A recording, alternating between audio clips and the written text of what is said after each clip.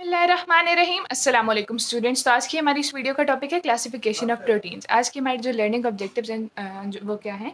Type A और type B को हमने डिफरेंशिएट करना है, proteins based on their functions को क्लासीफाई करना है और इसके अलावा फिजियोकेमिकल प्रॉपर्टीज़ की बेस पे हमने क्लासीफाई करना है प्रोटीन्स को। फिजियोकेमिकल प्रॉपर्टीज़ कौन कौन सी हैं, कि स्ट्रक्चर कैसा है प्रोटीन्स का, सॉल्युबिलिटी कितनी है, मोलिकुलर वेट और अमीनो एसिड की कॉम्पोजिशन पर भी डिपेंड करती है the classification of protein. So let's start with the type A and type B classification. Type A and type B basically इतने वाइडली एक्सेप्टेड वर्ड्स नहीं है या टर्म्स नहीं हैं। जनरली ये कंप्लीट और इनकम्प्लीट प्रोटीन्स के नाम से जानी जाती हैं। किन के नाम से जानी जाती हैं? Complete and incomplete proteins and it comes in the nutritional classification of proteins. It comes in the nutritional classification of proteins. So basically type A proteins वो हैं जिनमें सारे के सारे असेंशियल अमीनो एसिड्स होते हैं इन सफिशिएंट क्वांटिटीज़। ठीक है, यानी प्रोटीन्स में भी आगे कुछ टाइप्स हैं जो हमारी बॉडी के लिए ज़्यादा यूज़फुल हैं और कुछ हैं जो हमारी बॉडी के लिए इतनी यूज़फुल नहीं है। ठीक है, तो जो जिनमें असेंशियल अमीनो एसिड्स होंगे, यानी वो अमीनो एसिड्स होंगे जो हमारी बॉडी नहीं प्रोड्यूस कर सकती, वो ज़ाहिर सी बात है हमारी ग्रोथ को ज़्यादा प्रमोट करेंगे और हमारे फिजियोलॉजिकल फंक्शंस में ज़्यादा एक्टिवली पार्टिसिपेट करेंगे, क्योंकि वो पहले से हमारी बॉडी बना नहीं सकती और हमें वो न्यूट्रिशनली ही लेनी पड़ेंगी या एज ए सप्लीमेंट लेनी पड़ेंगी हमारी डाइट में। ठीक है, और इसकी एग्जांपल क्या है? Egg albumin. क्या है? एग एल्ब्यूमिन है इसकी एग्जांपल, और केसिन। ठीक है, इसके अलावा हम टाइप बी प्रोटीन्स में क्या होते हैं, इनमें जो असेंशियल अमीनो एसिड्स होते हैं वो नहीं होते, कंप्लीट लैक होता है या एक आधा होता है। इनको क्या कहते हैं हम? Incomplete proteins. क्या कहते हैं? Incomplete proteins. और ये ग्रोथ को इतना ज़्यादा अच्छे से प्रमोट नहीं करते, क्योंकि इनमें ऐसे अमीनो एसिड्स होते हैं जिनमें जो हमारी बॉडी खुद बना सकती है, तो ये हमारी ग्रोथ को इतना ज़्यादा प्रमोट नहीं करता है। ठीक है, इनकी एग्जांपल्स में क्या आ जाता है? जेलेटिन। इसके बाद हम आ जाते हैं इसकी फंक्शनल क्लासिफिकेशन पे।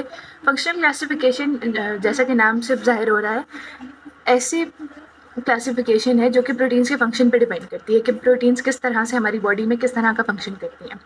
बस इन कुछ प्रोटीन्स होंगी जो स्ट्रक्चरल होंगी, सिर्फ स्ट्रक्चर को मेंटेन करने में इन्वॉल्व होंगी। वो कौन सी प्रोटीन्स हैं? जैसे कोलेजन है, केराटिन है। केराटिन हमारे हेयर्स में होता है, कोलेजन एक्स्ट्रा सेलुलर मैट्रिक्स और बोन में होता है। इसको हम बाद में डिटेल से देखेंगे। इसके अलावा कुछ प्रोटीन्स होती हैं जो एंजाइम्स के तौर पे एक्ट करती हैं, बल्कि जो ज़्यादातर एंजाइम्स हैं एक्सेप्ट राइबोसोम्स, वो सारी की सारी प्रोटीन्स ही होती हैं। इसके अलावा कैरियर प्रोटीन्स होती हैं जो फैसिलिटेट करती हैं इन द मूवमेंट। हीमोग्लोबिन भी ट्रांसपोर्ट में हेल्प करता है, जैसा कि, और मायोग्लोबिन भी। इसके बाद हम आ जाते हैं कुछ जो प्रोटीन्स हैं वो टॉक्सिन्स हैं, जैसे कि स्नेक वेनोम। इसके अलावा डिफेंस में काम आती हैं इम्यूनोग्लोबुलिन्स। हार्मोनल प्रोटीन्स होती हैं insulin and glucagon. Receptor proteins होती हैं, receptor for what? Receptor for hormones and viruses. और जेनेटिक प्रोटीन्स कौन सी होती हैं? Nuclear proteins. कौन सी? Nuclear proteins. जैसे हम हिस्टोन्स को इस जेनेटिक बारे में क्लासिफिकेशन में ले सकते हैं। इसके बाद हम आ जाते हैं इसकी फिजियोकेमिकल क्लासिफिकेशन पे, यानी कि इसकी केमिकल बेसिस और फिजियोलॉजिकल बेसिस यानी फिजिकल बेसिस पे हम किस तरह से प्रोटीन्स को क्लासीफाई करते हैं। सबसे पहले इसमें आ जाती है अमीनो एसिड की कंपोजिशन, और उसके अलावा फिर हमने उसको फर्दर भी डिवाइड किया हुआ है। अमीनो एसिड कंपोजिशन में क्या है कि कुछ प्रोटीन्स होंगी जो सिंपल होंगी, which will be composed of only amino acids, which will be composed of amino acids only. इसके बाद हैं डिराइव्ड प्रोटीन्स और कॉन्जुगेटेड प्रोटीन्स। जो सिंपल प्रोटीन्स हैं वो सिर्फ और सिर्फ अमीनो एसिड्स पे कॉन्स्टिट्यूट करती हैं, और जो कॉन्जुगेटेड हैं इनमें नॉन प्रोटीन पार्ट्स भी होते हैं। क्या होते हैं? नॉन प्रोटीन पार्ट्स भी होते हैं। और इसके अलावा हैं derived proteins. Derived proteins basically बनती हैं इनकी डिग्रेडेशन से, इन दोनों प्रोटीन्स की या डिफरेंट टाइप्स ऑफ प्रोटीन्स की डिग्रेडेशन से। सिंपल प्रोटीन्स को फर्दर क्लासीफाई किया जाता है एज अ फिब्रस प्रोटीन्स और स्क्लेरोप्रोटीन्स या फिर globular proteins. Fibrous proteins filamentous होती हैं और ज़्यादातर स्ट्रक्चरल सपोर्ट में काम आती हैं। ग्लोबुलर प्रोटीन्स हमारी बॉडी में डिफरेंट टाइप्स के फंक्शंस में इन्वॉल्व होती हैं, जैसे कि हीमोग्लोबिन भी एक ग्लोबुलर प्रोटीन है, एंटीबॉडीज़ भी ग्लोबुलर प्रोटीन्स होती हैं। ये फिब्रस प्रोटीन्स प्रोवाइड करती हैं स्ट्रक्चरल सपोर्ट और इनसॉल्युबल इन वाटर होती हैं। क्या होती हैं? इनसॉल्युबल इन वाटर होती हैं। देखिए अब इसमें क्या है, ये फिलामेंटस हैं, ये ग्लोबुलर हैं। ये इनका ज़्यादातर सेकेंडरी स्ट्रक्चर होता है और इनका टर्शरी स्ट्रक्चर होता है। इसकी एग्जांपल है कोलेजन, स्क्लेरोप्रोटीन्स की, और इसकी एग्जांपल क्या है? ग्लोबुलर प्रोटीन्स की एंटीबॉडीज़। इसके बाद हम आ जाते हैं कॉन्जुगेटेड प्रोटीन्स में। कॉन्जुगेटेड प्रोटीन्स में नॉन प्रोटीन पोर्शन की बेसिस पे हम क्लासीफाई करेंगे डिफरेंट प्रोटीन्स को। अगर लिपिड पोर्शन होगा नॉन प्रोटीन तो क्या कहेंगे? लाइपोप्रोटीन्स। अगर कार्बोहाइड्रेट पोर्शन होगा वो नॉन प्रोटीन पोर्शन जो अमीनो एसिड्स के अलावा होना है तो कहेंगे ग्लाइकोप्रोटीन्स। और अगर मेटेलिक होगा कोई पोर्शन तो क्या कहेंगे? मेटेलोप्रोटीन्स।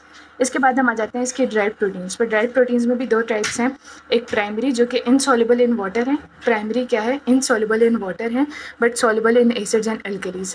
Primary are insoluble in water but are soluble in acids and alkalis.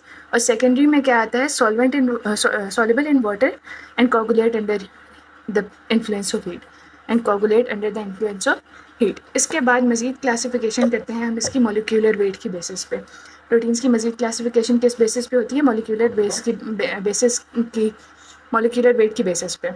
Molecular weight किस चीज़ में डिटरमिन किया जाता है? किलो डेल्टन्स में। किस में? किलो डेल्टन्स में। इसको इतना ज़्यादा प्रिसाइजली याद नहीं रखना है, बस इसकी क्लासिफिकेशन को थोड़ा सा जहन में रखना है कि एक मॉलिक्यूलर वेट के बेस पे भी है।